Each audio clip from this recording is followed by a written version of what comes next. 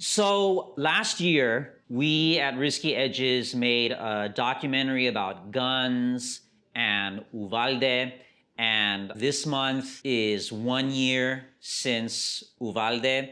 So here again is deep dive into Uvalde and guns. And please enjoy and share and comment and like and subscribe and turn on bell notifications.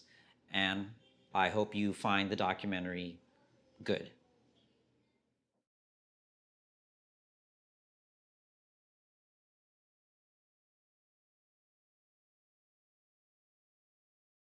The greatest civil right you have is to stay alive. Staying alive and being free from random attack is a far more precious civil right than owning a gun. You ever see, there's another bumper sticker. You ever see those ones that say, "We have a daughter on the honor roll at the Sure, yeah, very proud of their kids. Yeah, I saw one today. It says, "We have a son in public school, hasn't been shot yet." Hi, everybody. Thank you all so much for coming. My name is Andres. I guess I'm the only American here. That's too bad. It would have been more interesting maybe if we had some people disagreeing with me. That would have been interesting. Thank you everyone for coming. I really appreciate it. Like I said, my name is Andres, and before we begin, I'd like to thank my tech person. Thank you very much. I also want to thank the venue. Thank you, 5S Indian Resto. This is the best Indian resto in Davao and the best resto in Davao. So thank you. So if you go to YouTube, let's just get into the video. If you go to YouTube and you search Risky Edges, what we'll be watching Bowling for America, or you can go to the channel itself. Either way, we'll watch Bowling for America. So let's go ahead and start, and then maybe, and then I'll say a few things afterwards, and then we will maybe have a good conversation. Story about who we are as Americans and why are we the only Western industrialized country that doesn't have free universal health coverage. It's absolutely insane, I think. I know it's kind of a rough go for me, basically. Usually when I make a movie, I made one about General Motors about 17 years ago, and that film said that. But it took 17 years, and at the time, you know, people didn't listen and thought, how could you attack General Motors? They can do no wrong. And then, you know, I made Bowling for Columbine and tried to warn people about the easy access to guns and school shootings. Well, thank you for that. But here we just suffered through another tragic school shooting, and then of course Fahrenheit, where I went out on a limb and suggested that maybe we were sent to war for false reasons. And at the time, took a lot for that too, a lot of grief for that film. And so I'm hoping with this movie that maybe I can catch a break, and people will not just leap on me so quickly and say, you know, well, maybe we should at least listen to him this time. And I think just from the few screenings that we've had, I can tell that the audiences understand one basic thing, that illness and sickness doesn't know any kind of political stripe.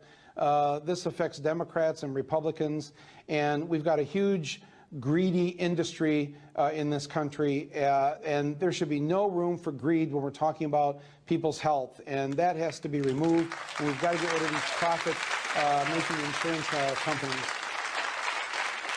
19 children and 2 teachers were shot dead in an elementary school in Texas in the city of Uvalde on Tuesday. The attack on the Robb Elementary School was carried out by an 18-year-old who attended Uvalde High School.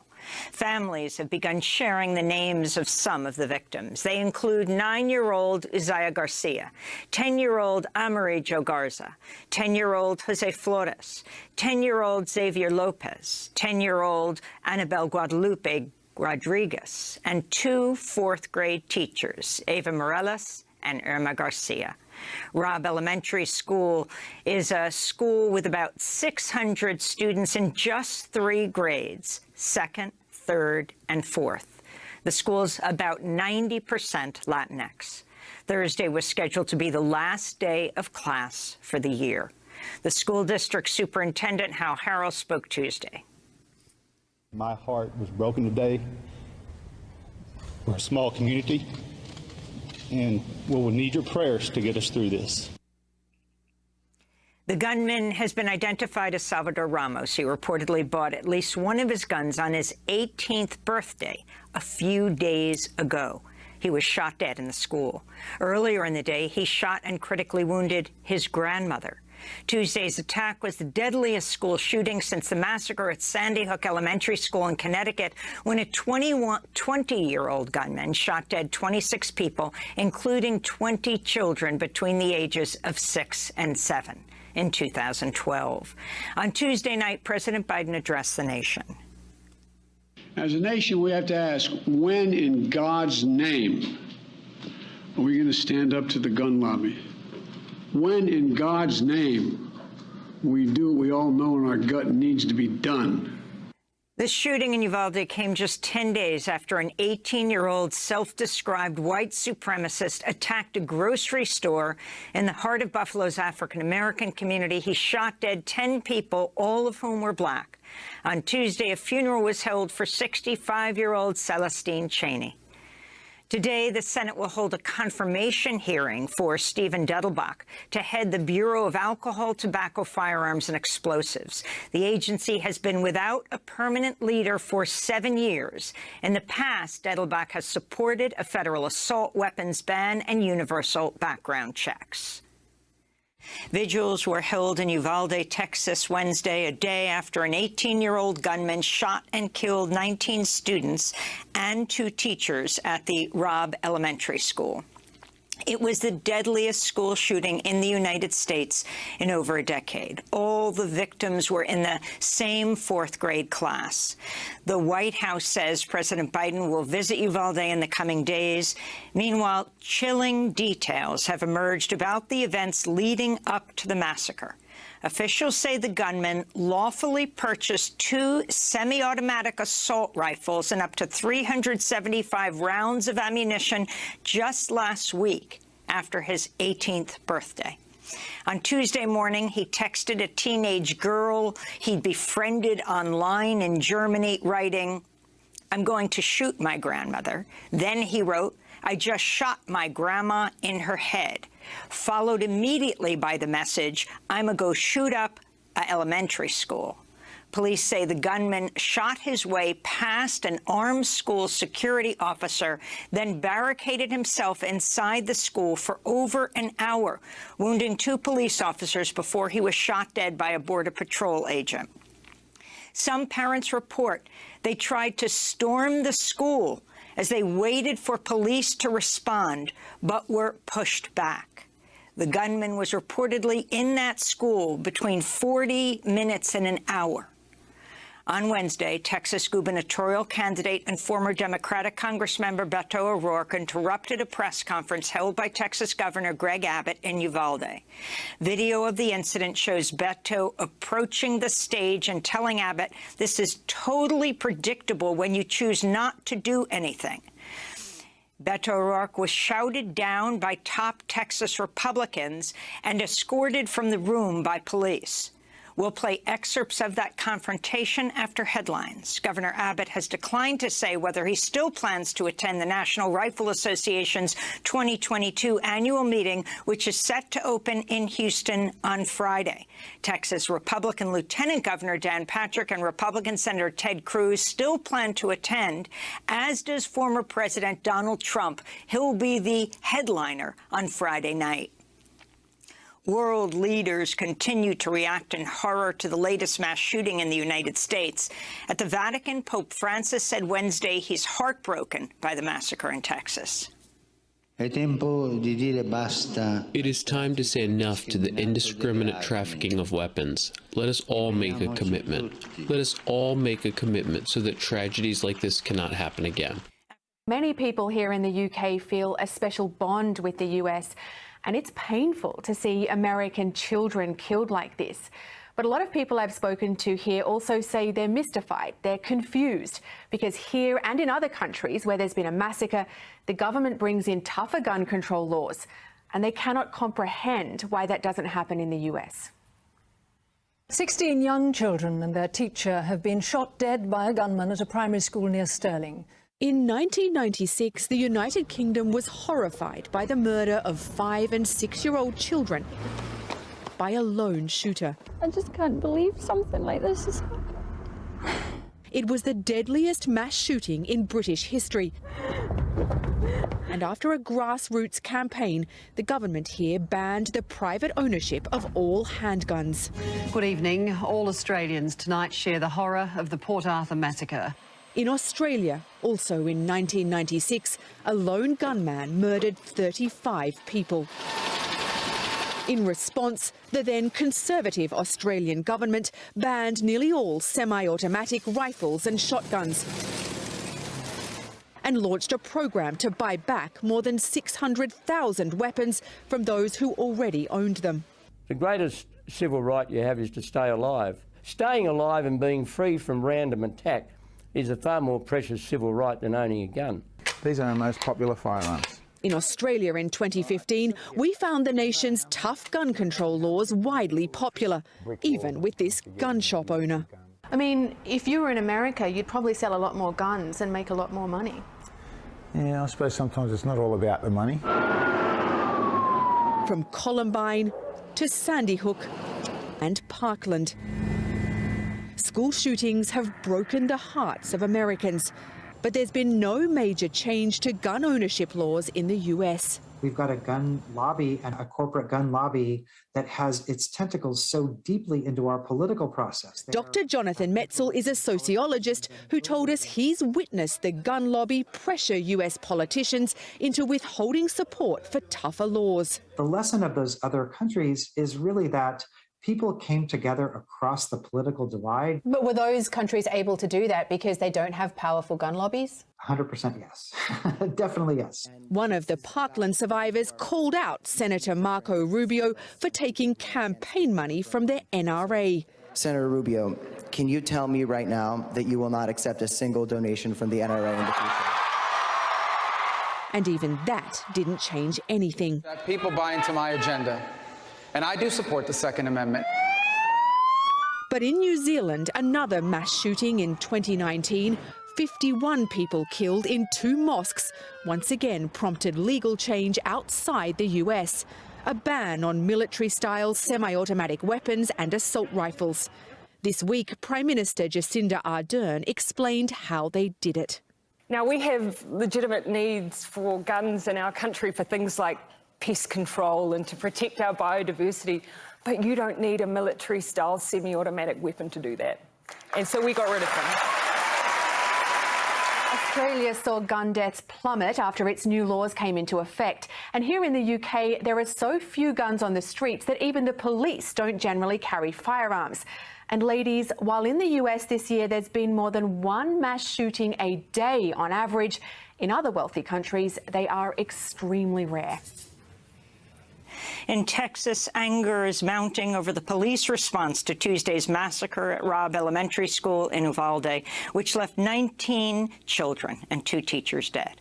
On Thursday, Victor Escalon of the Texas Department of Public Safety said there were no officers outside the school to confront the 18-year-old gunman, contradicting earlier accounts that a school resource officer unsuccessfully engaged the teen. Escalon also had few answers about the initial police response and why officers took over an hour to directly confront the shooter, even though scores of police officers were on the scene. Once we interview all those officers, what they were thinking, what they did, why they did it, the video, the residual interviews, we'll have a better idea. Could anybody have gone there sooner? One mother was handcuffed by a U.S. Marshal as she pleaded with officers to do more to help the students trapped inside the school. Another officer was seen holding a taser to keep angry parents at bay. One law enforcement official told a local news channel some officers went into the school to rescue their own children. Meanwhile, the husband of a 4th-grade teacher killed in Tuesday's massacre died Thursday of a heart attack. 50-year-old Joe Garcia had just returned home from dropping off flowers at a memorial for his wife, Irma Garcia, when he collapsed. Garcia's cousin wrote, "I truly believe Joe died of a broken heart." Joe and Irma Garcia were high school sweethearts who'd been married for a quarter of a century. They leave behind 4 children. In Toronto, Canada, 5 schools were placed on lockdown Thursday as police shot and killed a man seen carrying a rifle near an elementary school. Toronto Police Chief James Raymer wouldn't name the person killed, but described him as a young man in his late teens or early 20s. Due to the proximity to a school, I certainly understand the trauma and how traumatic this must have been for staff, students, and parents, given the recent events that have happened in the United States. Students at scores of schools across the United States walked out of classrooms at the stroke of noon Thursday in a coordinated protest demanding passage of gun control laws. In Michigan, hundreds of Oxford high school students assembled on their school's football field, forming a giant U in solidarity with victims of the massacre in Uvalde. 4 Oxford students were killed in November by a 15-year-old gunman. Data from the Centers for Disease Control shows firearms have surpassed motor vehicle crashes as the leading cause of death for children in the United States. On Capitol Hill, Senate Republicans used the threat of a filibuster Thursday to block a bill to combat neo-Nazi and white supremacist violence. 47 Republicans voted against ending debate on the Domestic Terrorism Prevention Act, which would create domestic terrorism offices within the FBI and the Departments of Justice and Homeland Security. This comes less than 2 weeks after a white supremacist gunman killed 10 African Americans at a grocery store in a predominantly black neighborhood of Buffalo, New York. On Thursday, the Senate adjourned for a 10-day recess after failing to take action on gun violence in the wake of the mass shootings in Buffalo and Uvalde, Texas. Democrats rallied outside the Capitol demanding gun control while rejecting Republican calls to arm teachers and school resource officers. This is California Senator Alex Padilla. And no, putting more armed adults in schools is not the answer. If more guns was the answer, the United States of America would be the safest nation in the world. But it's not. Texas Governor Greg Abbott has canceled plans to speak live at the annual convention of the National Rifle Association, which opens today in Houston, less than 300 miles from the site of Tuesday's massacre in Uvalde, but he will send a video. 2 other prominent Texas Republicans, Senator John Cornyn and Congressmember Dan Crenshaw, also canceled plans to attend the NRA gathering, as have 4 music stars, Larry Gatlin, Larry Stewart, and Don McLean. Texas Republican Senator Ted Cruz and Texas Lieutenant Governor Dan Patrick still plan to attend, as does today's featured speaker, former President Donald Trump. The NRA says the Secret Service will prohibit guns inside the Houston Convention Center during Trump's speech. Plus, we're also heavily militarized, and we exert that upon the world, and we're a bloated, dying empire that can only increase its military budget and provide nothing for its citizenry. And it's natural that if a country's dedicated to militarism, that trickles down to its citizenry regularly. And that's how they feel empowered, because that's how the country shows its power. Yep. Good night, folks. We are doomed. I worked in the firearms industry. I didn't work directly for the NRA, but I worked in the industry that the NRA controlled. I was an executive for a very powerful firearms company. I worked in it for 25 years. I came to realize in the early 2000s that the industry in which I work was taking something that was wholesome to many Americans, a connection to guns and hunting, like I've done with my father and still do with my boys. And they're twisting it into something that was very nefarious and is now ripping the country apart. So I spent the last 15 or 16 years of my career trying to hold true to those old principles at the company I work for, and then trying to tear down the NRA from the inside, because I worried that we were headed towards a place like this. Well, the NRA, many people ask me, why is this so hard? Why can't we get something fixed? What is going on? And it has a lot to do with the AR-15. The AR-15 is many things.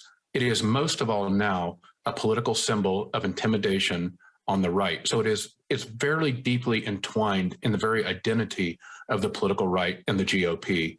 And it's also a profit center. It has made fortunes. As late as 15 years ago, the gun wasn't even hardly displayed. It wasn't even shown at industry trade shows. It was persona non grata. But as the NRA cranked up the rhetoric machine, it needed a symbol, and the firearms industry needed profit, and the AR-15 became that. And so it's many things. And the reason it's so hard to address and why the gun issue is so hard to address is because the politics of the NRA and the AR-15 are the politics of our country. So one of the most important simple things that appears to correct guns, a policy where a lot of people seem to agree, is also just deeply integral to our politics. So we're tackling our entire political system when we attack the guns. I ask you to go back to January 6, 2021, if you can. There were a couple different types of flags there. There were Trump and political flags. And the other type of flag was the come and take it AR-15 flag. You saw guns on lots of flags. When reporters asked the people at the event what they were there, they often said something about politics and then instantly went to guns. The Oath Keepers, the Proud Boys, the 3%ers, the leading domestic terrorism groups in the country, all centered around gun rights. So the AR-15 is deeply emblematic of the very political radicalization and identity on the right. And if I live in Red America, if you drive around the towns of Red America, you're going to see a lot of Trump stickers. And on almost every one of those trucks or cars where you see Trump stickers, you're going to see AR-15 stickers. Why? Because the AR-15 has become the symbol of the American right. The last time the NRA put profit and politics aside was in the few weeks after President John Kennedy was killed. I was not alive then. So that's been a long time. Now what you're going to see, as has been the case with every mass shooting since 1999, since Columbine, you're going to see a period of relative silence, although they had the convention in Houston last week. And then you're going to see something very important start to develop, which is necessary for the radicalization and the power of the NRA.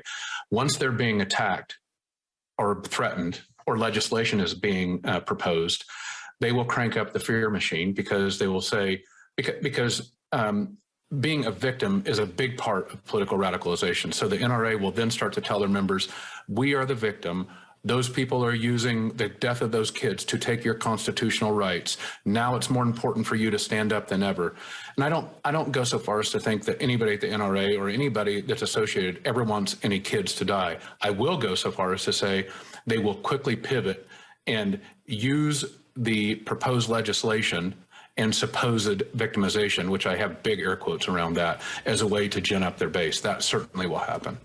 And that's what has to happen. And people like me have to kick down the door and say it will happen. And I believe if we don't do it, this endangers our democracy from several angles. What kid is free who is not free to go to school? Come on. There's nothing free about that.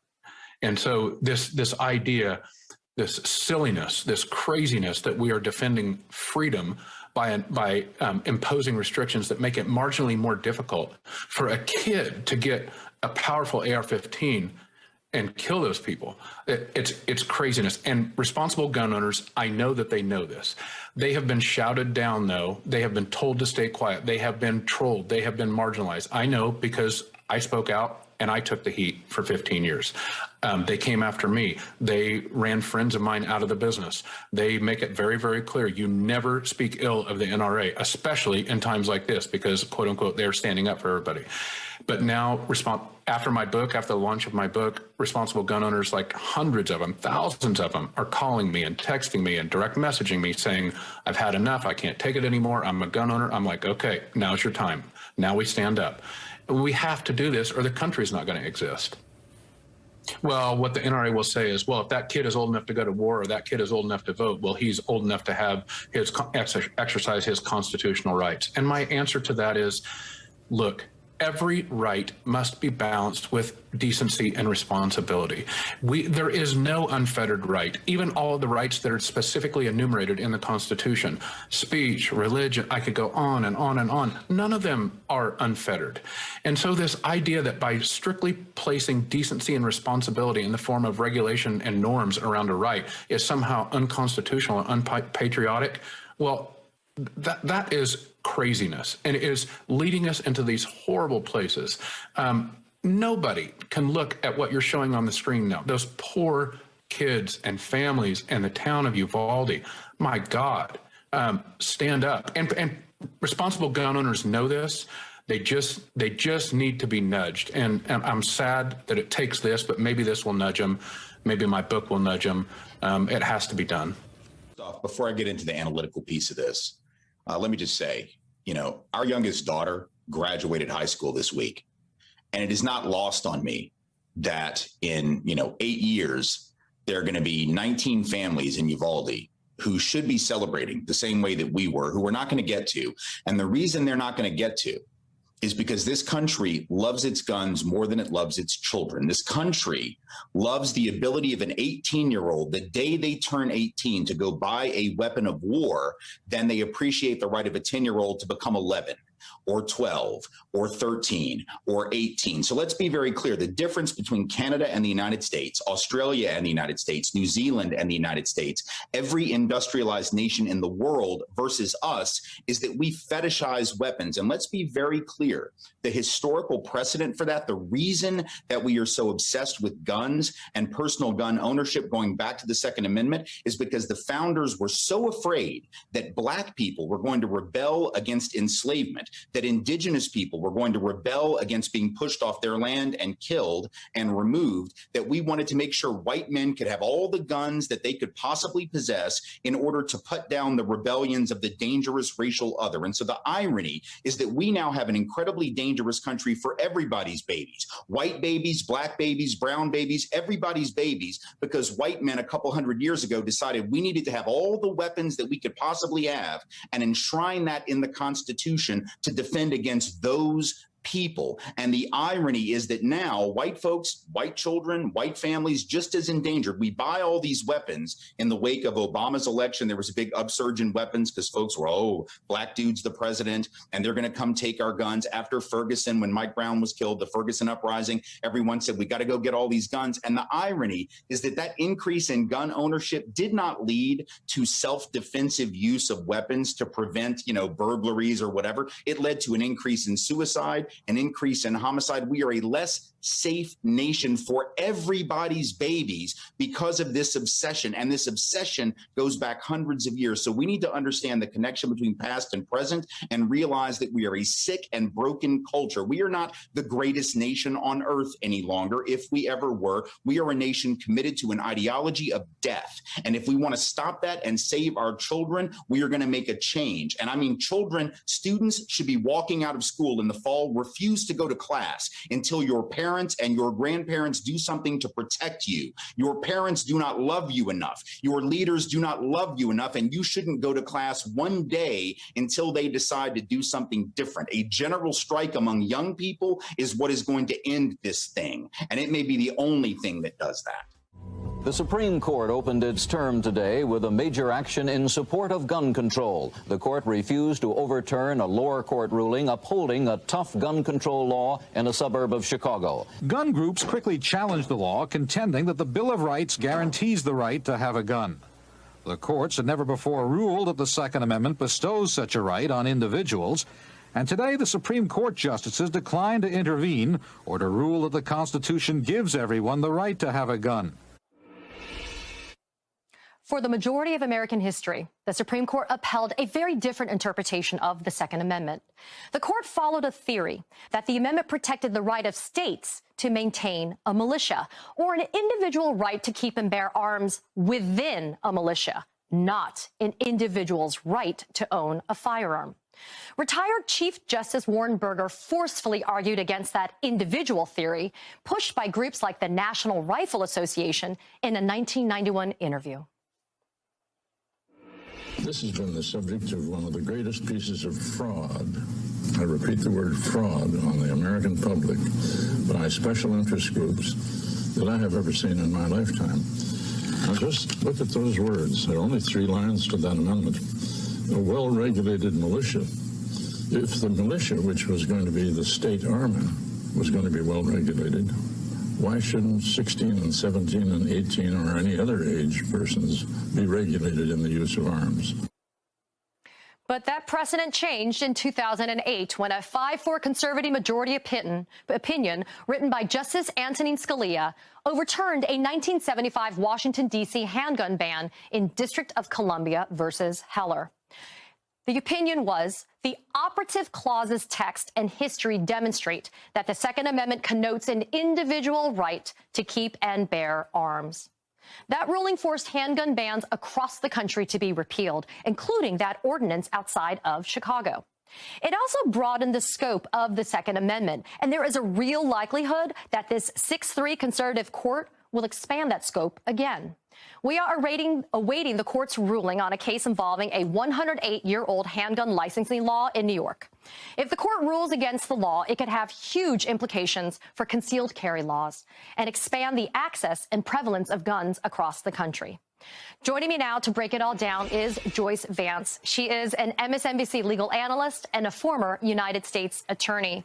Joyce, thanks for being here. Let's talk about the legal issues that are going on. In 2008, SCOTUS in the Heller case with a 5-4 decision with that opinion written by Justice Scalia basically said the Second Amendment protects individuals' rights to possess a firearm unconnected to service in a militia and to use that firearm for traditionally lawful purposes like self-defense.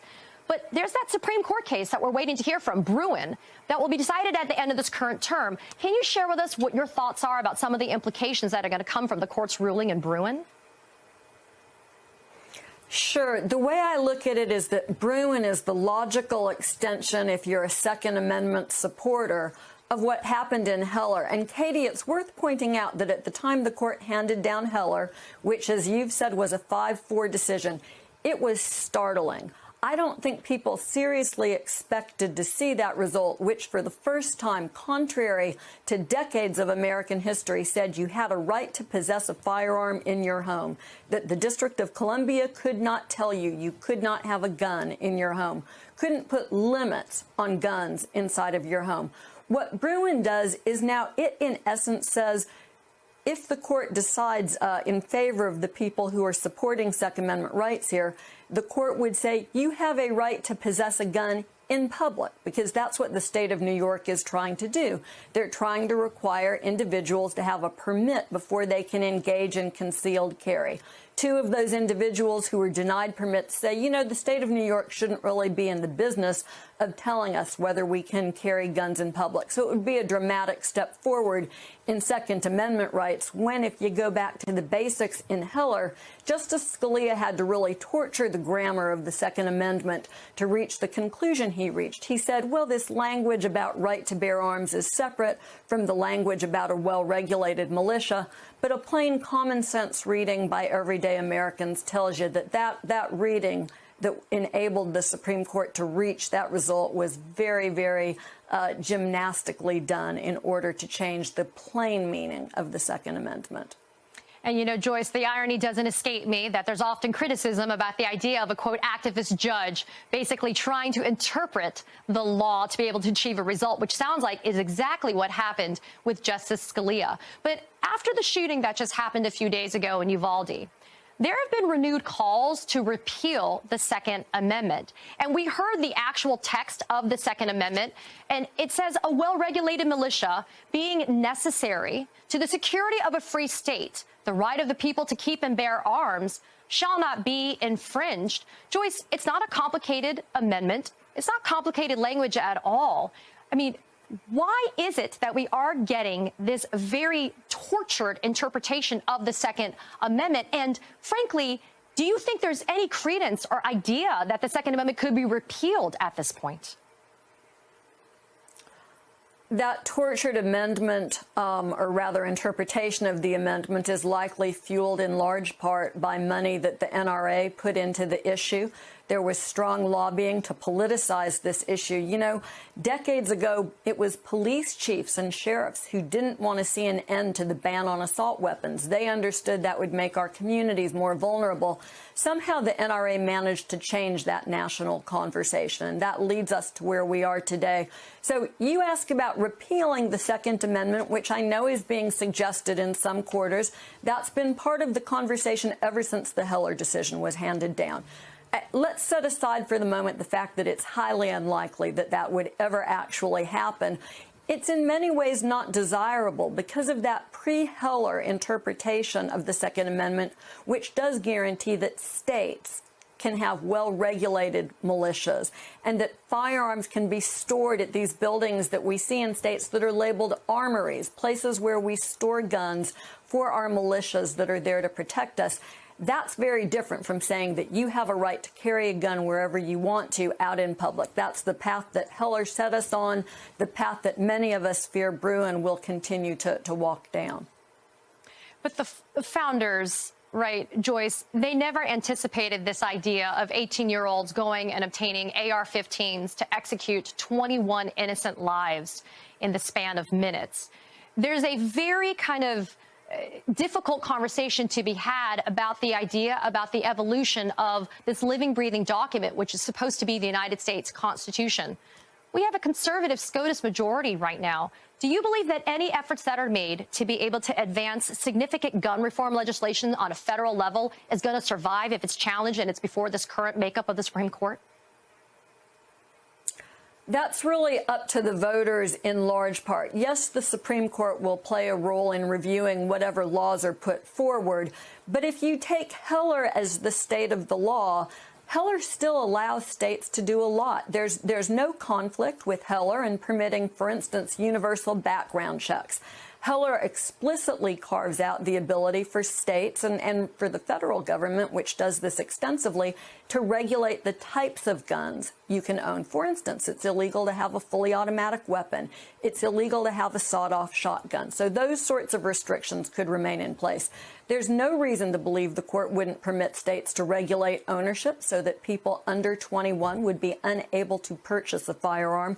And of course, there was, at this point prior to the Bush administration letting it elapse, there was a ban on high-capacity magazines, these magazines that let, for instance, the shooter in Las Vegas continue to shoot, I think, 100 rounds at a time without having to stop to reload.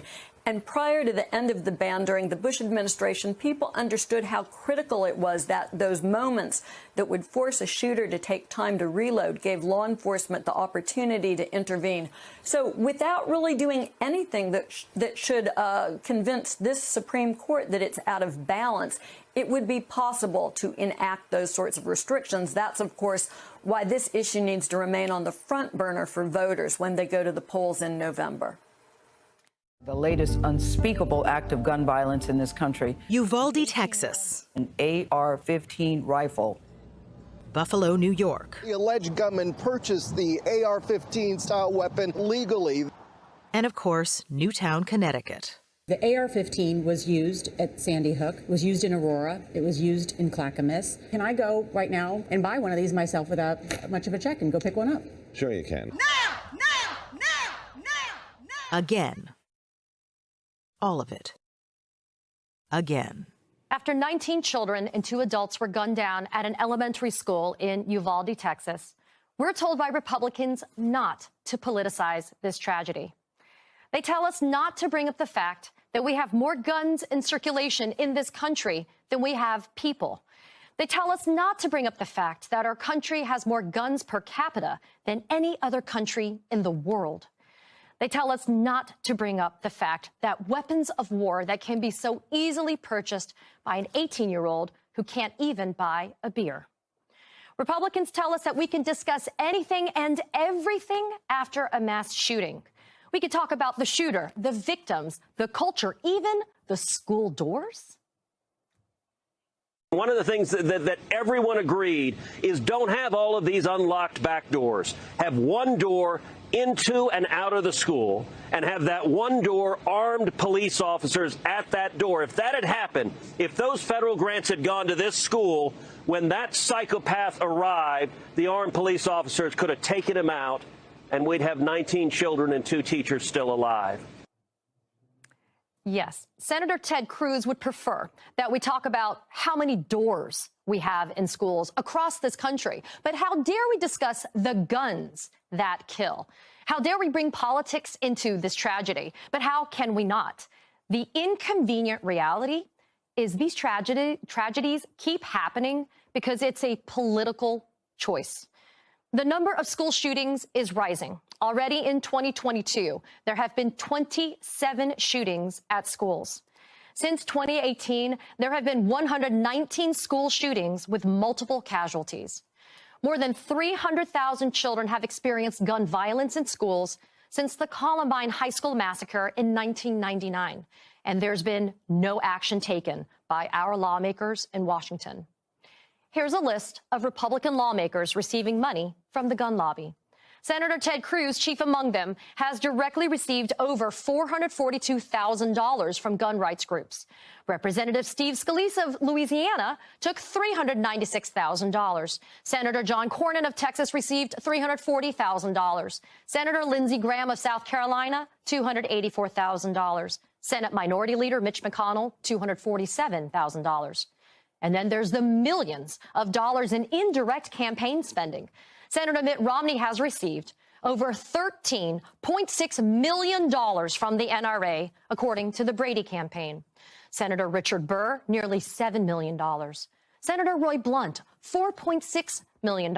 Senator Tom Tillis, about $4.4 million. Senator Cory Gardner, nearly $4 million.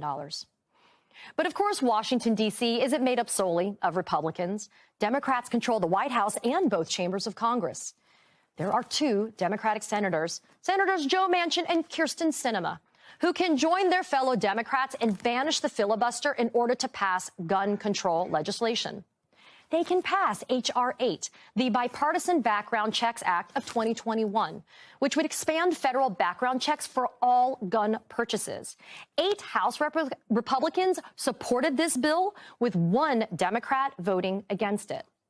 But surprise, surprise, the bill is stalled in the Senate because all 50 Republican senators don't even want to consider it, and because 2 Democratic senators don't want to change the Senate's rules. After every tragedy, whether it's the mass shooting in Buffalo, New York last week, or in Newton, Connecticut 10 years ago, we reach the same political impasse. There's the initial rage and grief from the public, the speeches from our lawmakers, and maybe a few bills are introduced in Congress. But then politics, the very thing we're not supposed to talk about, inevitably prevents any sort of federal action to address the gun violence. So my question is, are we just shouting helplessly into a political void, or are we ready to make a different political choice? No other country murders its own kids. There are no mass shootings in schools in any other country. The mainstream media creates an illusion that covers the whole country as if like we do everything the best. No, there are some things we literally do the worst. A lot of things we do the worst. We have a mass insanity in this country where we go, oh, dead, murdered children all over the streets. Oh, at least we have our guns. Yep. The other countries do gun control. So this guy who killed everybody, he's 18. He can't buy a beer, but he could buy an AR-15 and murder your kids. And everybody thinks that's normal, and not a single politician is going to do anything about it. Okay, so that was that was Bowling for America. That was the documentary. Thank you, everyone, for coming and watching. This week is the first Father's Day since Uvalde. It is 4 weeks. This week will also be 4 weeks since Uvalde, and this week will also be 1 month since Uvalde. I'd like to say some things that were not mentioned in Bowling for America, and maybe that will help get the discussion going. First, years ago, I was a history teacher, and afterwards, I was a paralegal. So I'm familiar with both history and law. The Second Amendment was never about individuals owning guns. It was written when we were afraid that England might conquer us after we became independent. And 19 years after we became independent, we went to war with England again, and England burned the White House. And we eventually won that war. Now, the National Rifle Association, the NRA, didn't even exist until 85 years after American independence. And even then, it was not, the NRA was not about individuals owning guns.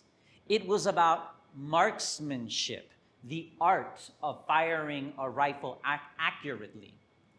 The NRA did not become a political organization until 1977, 45 years ago, when a group democratically took over the NRA and started the American individual gun ownership movement. So this whole idea that the Second Amendment and the NRA are about individual gun ownership, it's only 45 years old, this idea. And the Supreme Court never said that the Second Amendment guaranteed an individual gun ownership until 2008. So the Supreme Court ruling that the Second Amendment is about individual gun ownership is only over 10 years old. The second thing I wanted to say is that I do not come from a law enforcement background, but I think one of the takeaways from both Columbine and Uvalde is that cops should not establish a perimeter first. They should breach immediately. In other words, if you're the only cop at the scene of an active shooter in a school, go in and kill him before he kills others. Don't wait for backup. Maybe he'll kill you first, but at least he kills a cop and not a civilian. And maybe by the time he kills you, backup has arrived, and maybe they'll kill him before he kills anyone else. I also want to say something that the American writer and my favorite writer, Chris Hedges, has been writing about for over 10 years. There are a lot of white people in America who have lost everything. They've lost their jobs, they've lost their homes and their families, and that's one of the reasons they want to hold on to their guns, because that's the only power and control they feel they have left. Take away their gun and they lose more than everything. And lastly, thank you all very much for coming. It is necessary for democracy that we put down our phones and meet in person in reality. I'm thinking of the words of the American playwright and director, Karen Malpede. The theater needs to be funded with public money, as it was in Athens, where it began, and where all citizens were required to attend the dramatic festival, because the theater is, when it functions, a corrective against the excesses of empire. As such, it remains necessary to the functioning of a democratic state, and though it might make the functionaries of such a state uncomfortable, it will and must be a beacon of truth.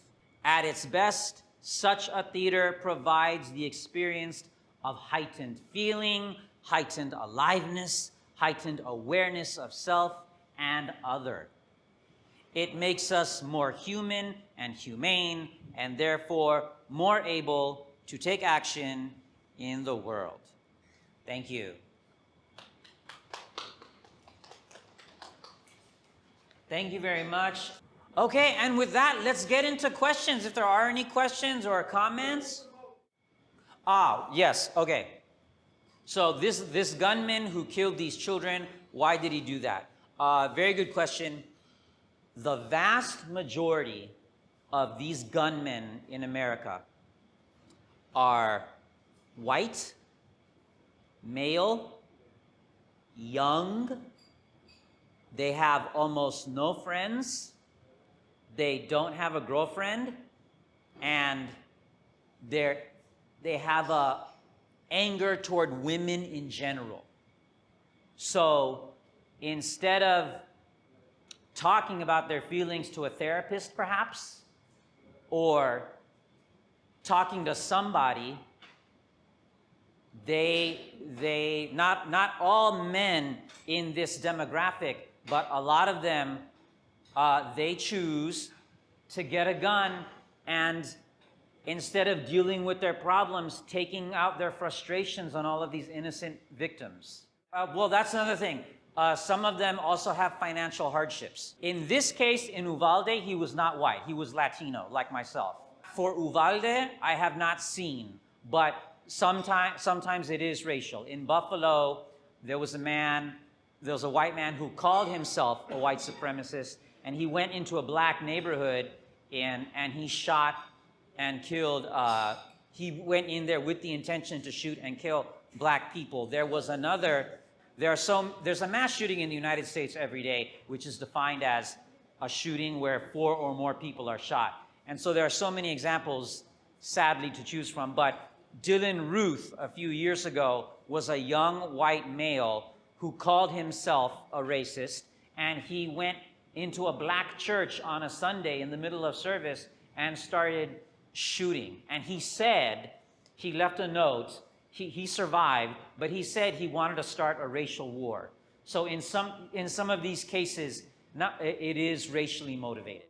I would not say the motivation is more racial than anything else. I would not say that. I would say the basic motivation is that this is oversimplifying. These young men are unhappy, and I know that sounds oversimplistic, and it is, but some of these young men, not all unhappy young men are gonna go out and kill people, but when you have all these unhappy young men and it's easy to buy a gun in America, which it is, it's easier to buy a gun than a car. In America, you have to take a driver's test, get a driver's license, then you go buy a car. You can, as long as you're 18 in some states, I shouldn't laugh, but if you're 18 in some states, you can just buy a gun. So the majority of them are men, and the motivation is that they're just unhappy, and instead of getting therapy or instead of getting help, they take out their frustrations on these innocent victims. We talked, it was mentioned a little bit in the video that when you talk about guns in America, you're talking about the entire political system. Now, that observation is exactly on point. We're the richest country in the world. Why do we have all of these young men who are unhappy? Well, there's a lot to go in there. And yes, we're the richest country in the world, but that only means that the GDP and the stock market is high. The truth is, before COVID, homelessness was increasing. Europe, Canada, Japan, they all have a similar program where everyone's health care is either completely paid for by the government or partially, or there's some kind of system where not all systems are the same. The British system is not the same as the French system, for example, but they all result in everyone being able to go to the hospital. Nobody in these countries says, I can't go to hospital, I don't have money. America's the richest country in the world. We don't have anything like that because the privately owned hospitals and the private prescription drug companies want to make more money, and they will in America, by saying healthcare is a product I can sell, as opposed to Canada, Europe, and Japan, who say, no, healthcare is a basic human right. We have to provide this to people, like we provide law enforcement, fire departments, military. You don't pay for the fire department to help you. You don't pay for public school teachers to teach you. You could argue, well, I do pay for that in my taxes. Okay, but Canada, Europe, and Japan have found ways to make education, law enforcement protection, fire department protection, and education and healthcare rights. And so the simple answer to your question is, it's not a right in America. The #1 reason Americans go bankrupt is because they cannot afford their medical bills. If you can believe that. The NRA is very powerful. These private hospitals, these private companies that own these private hospitals and own the pharmaceuticals, they're very powerful, meaning they will donate to the campaigns of these politicians, so that even when the politicians say, elect me, I'll give you health care, it won't happen. Trump, it's corruption, it's corruption. Trump said, I'm gonna give everybody health care. He didn't. Now, he was only president for 1 term, so maybe you could argue, oh, he didn't have time. Our country, the United States, and not only the United States, but the United States has a long history and tradition of civil disobedience. One would argue that that's how we became a country. We disobeyed, we broke the law, we disobeyed His Majesty and became our own country. Dr. King led boycotts and peaceful, non-violent law-breaking for civil rights. And most recently, Chris Smalls, he's just an ordinary guy working at an Amazon fulfillment center. He's not college educated, I don't think. He didn't go to university, I don't think. But he organized his workplace to get better working conditions. So what Americans need, and it's no guarantee that it will succeed, and it is not easy. It's much easier said than done. But in the new tradition of people like Chris Smalls, we need sustained civil disobedience. Like another example, what was mentioned in the video. In America, their schools are on summer break. First day of school, teachers and students in all the public schools, all the schools period, should just say, we're not going to school, we're staying home until, better yet, we're not going to school, and we are in fact instead going to fill the streets with our bodies, so no cars can get through, no traffic can get through, the economy will stop, the country will stop, until, for example, that you meet our specific demand. One specific demand can be abolish the Second Amendment. Yes, I know exactly what you mean. So let me say 2 things. The first thing is, America also has a tradition, and not only America, of things changing. We'll never end slavery. Yes, we will. Women will never be able to vote. Yes, they will. We will always segregate the white people from the black people. No, we won't. There'll never be a black president in America. Yes, there was.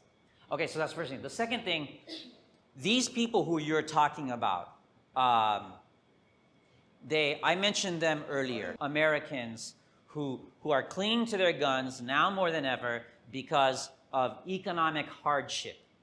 Chris Hedges, who I mentioned earlier, has been saying this for over 10 years. If we reintegrate these people into the economy, they will be a little less angry. You know, a lot of these gun owners, like who you were talking about, would they feel the need for that gun so much if they had a high-paying job? Would they feel the need to have a gun so much if not only did they have a high-paying job, but their spouse didn't need a job and they could afford to send their kids to college without taking loans if their kids wanted to go to college, and if they could afford all of their medical bills, a previous topic we touched on. You know, if all of those things were happening with these gun owners, would they really feel the need to have that gun?